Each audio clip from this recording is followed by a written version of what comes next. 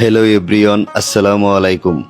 আজকে আমরা আছি কিশোরগঞ্জ জেলার করিমগঞ্জ উপজেলার ঐতিহ্যবাহী কাদির জঙ্গল ইউনিয়নের অন্যতম স্বনামধন্য শিক্ষা প্রতিষ্ঠান হাত্রাপাড়া উচ্চ বিদ্যালয়ে। বিদ্যালয়টি প্রতিষ্ঠিত হয়েছিল 1932 সালে। এখানকার পরিবেশ খুবই সুন্দর এবং চমৎকার।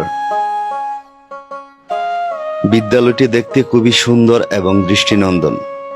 এখানকার চারপাশে সবুজ সমারোহ, সেটা দেখতে আরো বেশি ভালো লাগে।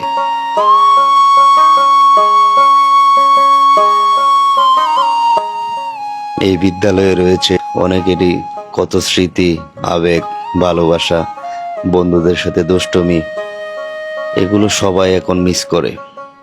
প্রত্যেকটা মানুষ স্কুল লাইফটাকে খুবই মিস করে। আবার যদি ফিরে যেতে পারতাম স্কুল লাইফটাতে, কতই না ভালো ছিল।